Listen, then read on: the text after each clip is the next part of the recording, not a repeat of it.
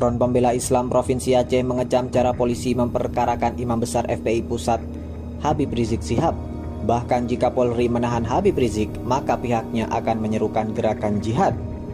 Hal itu diungkapkan Ketua FPI Aceh Tengku Muslim At-Thohiri kepada statusaceh.net.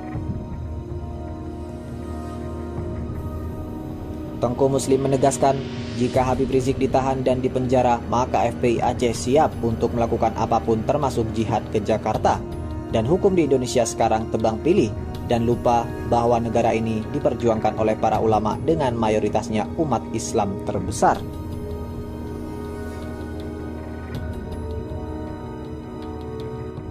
Massa dari Front Pembela Islam dan pecinta Habib Rizik menggelar aksi di depan Masjid Raya Baitur Rahman, Banda Aceh. Sebagian besar massa mengenakan baju kaos bergambar dan bertuliskan Revolusi Akhlak bersama Imam Besar Al-Habib Rizik Syihab. Mereka mengecam terkait dugaan pemberondongan 6 pengikut HRS yang dilakukan aparat kepolisian di Jakarta pada Senin 7 Desember 2020 dini hari. Ketua Umum FPI Aceh TGK Muslim At-Thohiri menyatakan bahwa FPI Aceh siap menerima dan mengawal apabila HRS ingin berhijrah dan menetap di Tanah Rencong. Oke, saya pikir Anda mau ke Polda.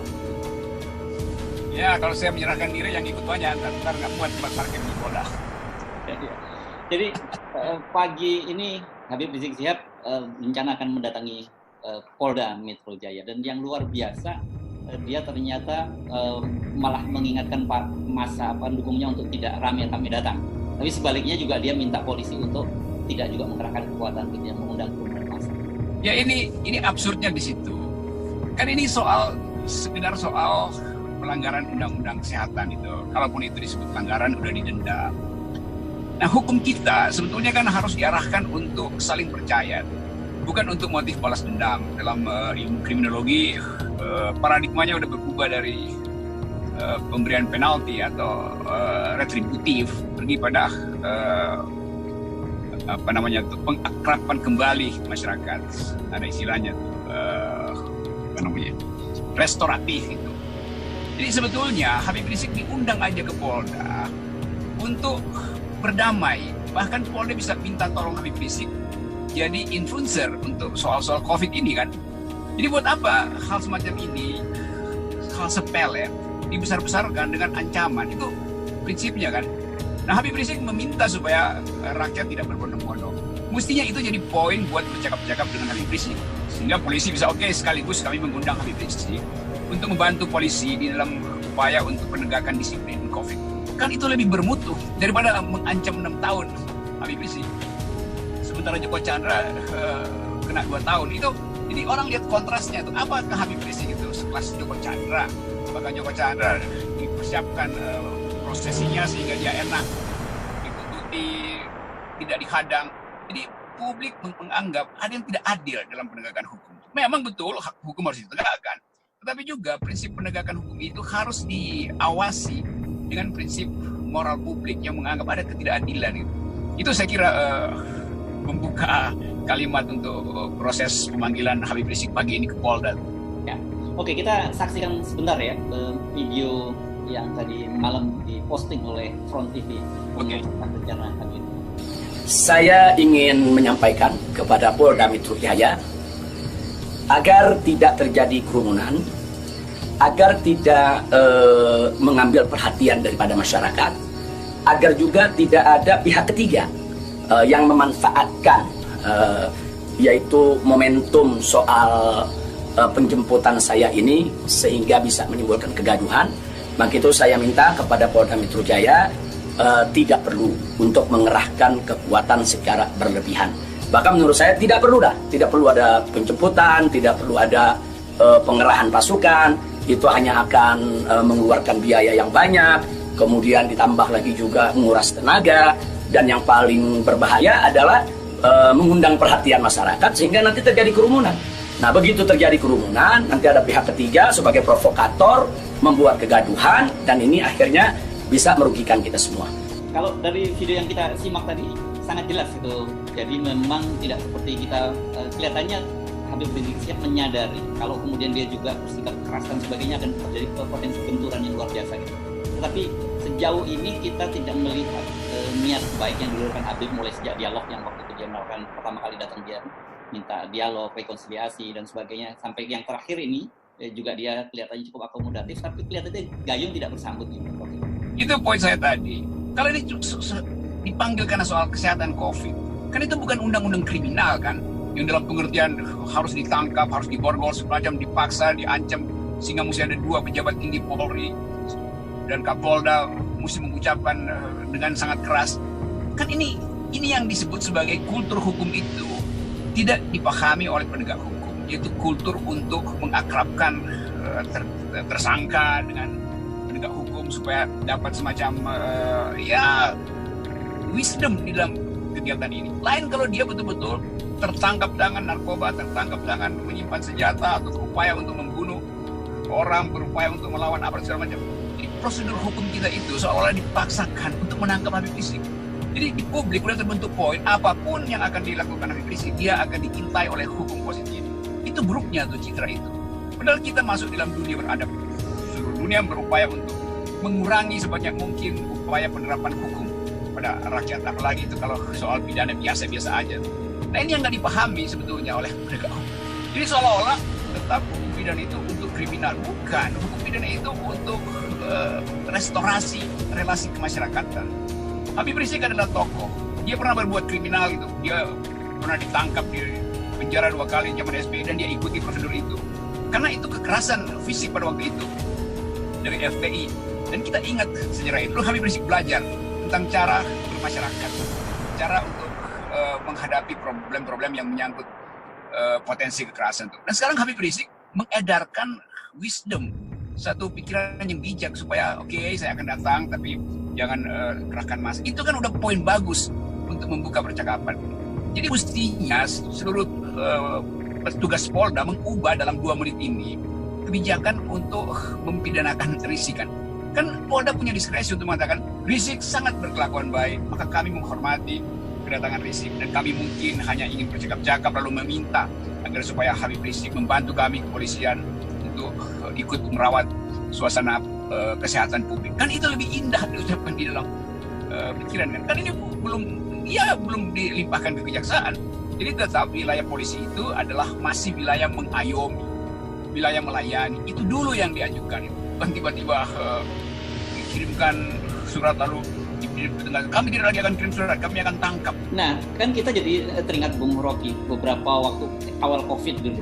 Bahkan para narapidana yang kriminal pun dilepas dari tahanan karena dengan alasan kemanusiaan dan juga kemudian problem pemerintah berkaitan dengan biaya yang tidak kuat ditanggung oleh pemerintah selama pandemi COVID. Nah, sekarang kalau sampai kemudian Habib ditahan, dan ini saya juga membaca banyak sekali orang yang ingin rame-rame menyerahkan diri karena mereka juga merasa bertemu dengan bersama dengan Habib Rizik. Apa yang terjadi? Ya ini Habib ini kan jadi permainan akhirnya kan. Kok semua sebut aja seluruh tokoh atau mereka yang ingin dapat kredit dari kekuasaan berupaya untuk memenjarakan Habib. Jadi poin kita sekarang bukan lagi apakah Habib bersalah atau tidak bersalah, tapi dia mesti dinyatakan bersalah supaya ada kredit poin diperoleh oleh seorang pejabat misalnya, polisi atau siapa aja tuh. Jadi problem ini pindah akhirnya masuk di dalam spekulasi permainan politik. Nah ini soalnya tuh. Kalau kriminal biasa ya itu nggak ada problem, nggak serumit ini. Jadi perumitan kasus ini menunjukkan bahwa kompleksitas politik adalah pertaruhan dari mereka tokoh-tokoh petinggi negara yang berupaya untuk memanfaatkan posisi Habib Rizik sebagai alat tukar tambah untuk jabatan-jabatan baru. Saya kira itu spekulasinya sekarang. Oke, tetapi kan kalau kita kemarin perbincangkan dengan dengan diamnya istana ini kan sebenarnya justru mengafirmasi semua gerakan-gerakan yang dilakukan oleh para pejabat di level bawah itu kan. Ya, itu yang kita terangkan kemarin, bahwa pembiaran istana dengan diam itu menunjukkan bahwa istana juga terjebak di dalam permainan berbagai aktor orangnya kan. Jadi istana mau menunggu sebetulnya ini apa ujungnya untuk baru dia bereaksi. Sementara pemain-pemain lapangan ini udah lebih dahulu beraksi.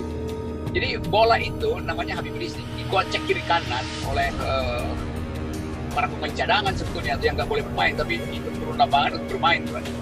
Jadi ada, saya sebut aja non-playing captain di atas tribun yang mengarahkan pemain-pemain itu, sehingga publik menganggap bahwa kok permainannya jadi kasar itu. Padahal kita bisa bermain halus, pakai hukum oke, tapi dengan cara yang ya terlihat ada diplomasinya. Jadi betul-betul bare life, kehidupan telanjang yang dipraktekkan untuk menghukum seseorang. Jadi keadaan ini yang bikin ya saya sebut aja kekacauan itu meningkat justru karena istana diam aja. Ini udah seminggu ini tuh nggak ada satu ucapan dari istana. Jadi itu menunjukkan bahwa istana menikmati permainan ini sekaligus ingin memetakan siapa yang potensial untuk diberi kredit.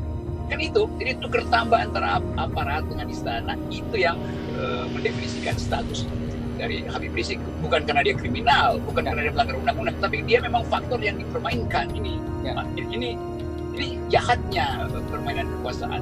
Ya, nah kalau tadi Anda menggunakan analogi permainan bola, itu kan saya kira dari sisi komunikasi publik sekarang ini posisinya 1-0 atau bahkan 2-0 bagi Habib Rizik, karena dia sendiri sudah menunjukkan semacam willingness, kemudian pernyataan dia yang menyejukkan.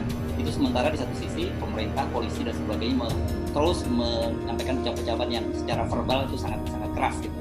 Tetapi kalau dalam itu kan kalau dari sisi opini publik, tetapi kalau kemudian sampai terjadi Habib langsung ditangkap, menurut Anda apa yang akan terjadi? Pertama, pembangkangan sosial akan meluas. Mungkin nggak ada orang yang akan rame-rame datang untuk membebaskan Habib Rizik lewat demonstrasi. Tapi pembangkangan sosial akan melebar dan itu yang lebih sulit dikendalikan. Kalau orang rame-rame datang ke Polda untuk menolak peranan Habib Rizik, itu 2 panser selesai itu.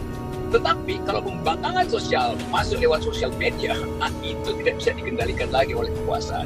Jadi mau pilih mana? Mau pilih pembangkangan sosial yang meluas dan akan masuk dalam semua isu, atau memilih untuk bermain di dalam wilayah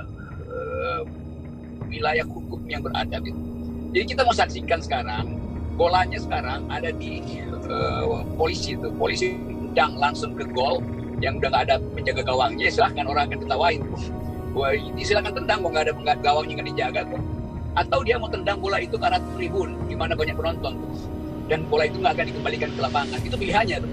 Jadi sekali lagi, mereka yang sedang menonton dagelan ini akan menganggap bahwa ini permainan yang dikendalikan oleh non-playing captain yang tidak ada di lapangan sebetulnya. Di situ kita pahami bahwa kriminalisasi itu memang berlangsung pada Habib Rizik. Ya, kaptennya kemana kalau kok kemudian ada non-playing captain yang berperan? Non-playing captainnya mungkin 3-4 tokoh dan 3-3-nya sebetulnya punya target masing-masing gitu kan. Kalau cuma satu non-playing captainnya ya gampang aja tuh. Tapi ini ada 3-4 captain yang targetnya macam-macam dan perjalanan judinya juga macam-macam. Jadi anehnya ini sekarang kita menyaksikan satu pertandingan bola yang digocek kiri kanan sambil menunggu keajaiban itu. Padahal sebetulnya ini adalah soal nasib bangsa, jangan dipermainkan oleh non-playing captain. Ya, tadi kan Anda menyebutkan kalau ada yang menghadapi kekerasan memang tentu pemerintah, aparat negara jauh lebih kuat karena mereka punya segala macam senjata lengkap. Tapi kalau kemudian yang seperti saya baca di medsos, banyak yang kemudian akan ikut rame-rame menyerahkan diri ke Polda untuk sama-sama ditahan karena mereka juga terlibat dalam kerumunan. Kan ini agak repot, Bung Rocky, kalau itu yang terjadi. Ya itu juga pembangkangan sosial kan. Dan mungkin orang akan atur, akan ada seseorang yang atur, oke, kita saling menyerahkan diri tapi jangan rame-rame ya. Pakai aturan PSBB, oke, hari ini 30, nanti sejam lagi 30 lagi. Jadi terus-menerus akan ada 30 orang setiap 10 menit datang ke Polda Metro Jaya. Itu kreativitas netizen bisa begitu jadinya kan. Nah, saya mau ikut juga menyerahkan diri di situ, mungkin ke menit ke-11 itu. Terus nanti 10 jurnalis lakukan itu tuh. Jadi kekonyolan ini yang sebetulnya nggak diperlukan kalau pemerintah atau Presiden Jokowi terutama itu sudah mengucapkan satu kalimat supaya para non-playing captain ini juga tahu bahwa udah hentikan permainan tuh. Injury time diperpanjang. Yang menjengkelkan sebetulnya adalah kegugupan istana untuk mengambil keputusan. Itu aja. Yang biasanya Gatot Perkasa, KSP udah ngomong, Mahfud udah ngomong, Menteri Hukum ngomong, ini nggak ada satupun yang ngomong. Apakah mereka takut pada non-playing captain? Karena si non-playing captain ini atau para non-playing captain juga tahu problem-problem di antara tokoh-tokoh ada di istana. Jadi kita lihat satu komunikasi yang buruk sekali itu. Istana itu tidak punya poin. Non-playing captain mendukung poin istana, tetapi mereka tahu istana juga paling nggak angkat tangan ya, karena sekedar menonton dari kejauhan. Kan anehnya begitu kan, wasitnya sebetulnya istana, dia nonton dari kejauhan. Mungkin nontonnya pakai drone atau nongkrong di atas pohon atau dari dalam gorong-gorong nonton program ini, sehingga dia nggak tahu apa yang berlangsung di lapangan. Kalau situasinya sudah seperti itu, saya kira saya kira kalau situasi seperti itu kita tidak bisa lagi mengandalkan para wasit maupun pengawas di lapangan. Dan saya kira seperti kita sampaikan kemarin, kita membutuhkan sekarang figur-figur yang berpikir secara bijak gitu kan, dan kemudian bisa memperingatkan bangsa ini bahwa kita sedang menuju ke arah jurang perpecahan yang semakin dalam. Beberapa pihak sudah bersedia untuk jadi semacam wasit sementara gitu, dengan maksud yang bijak sebetulnya, dalam upaya untuk menyatukan berbagai kesebelasan yang upaya untuk bersatu bola itu. Ada Pak Yusuf Kalla, Pak SBY masih bersedia, bahkan tokoh-tokoh agama juga terbuka untuk ikut di dalam perundingan awal supaya ini tidak berakhir pada keterpecahan bangsa itu. Tapi sekali lagi itu otak istana masih cukup untuk mendengarkan proposal itu. Kuping mereka juga harus harus peka untuk mendengarkan bahwa bahaya di depan kita adalah keadaan yang makin menunjukkan incapacity dari kekuasaan.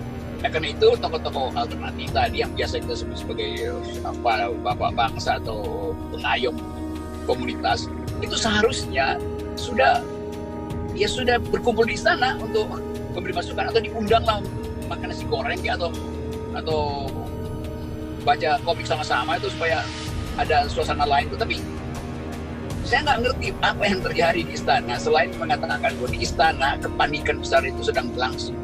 Hanya itu kesimpulannya. Kalau nggak panik ya itu mic, tape recorder, alat rekam pers setiap detik bertumbuh di depan istana tuh. Dan yang mereka temui adalah patung aja. Ya. Oke, saya kira kita tunggu mudah-mudahan ada pulang dari gunung begitu nanti dapat inspirasi lebih yang lebih bisa melihat situasi di bawah ini jauh lebih lebih clear dan punya gagasan-gagasan yang bisa membawa bangsa ini keluar dari persoalan yang sangat serius hari ini, Bung Rocky. Ya, ini akhir pekan yang seharusnya membawa ketenangan pada keluarga, pada para penonton. Tapi akhirnya dibuat tegang lagi karena pemanggilan Habib Rizik ke Polda, dan itu akan memanaskan kembali udara yang sebetulnya sejuk hari ini.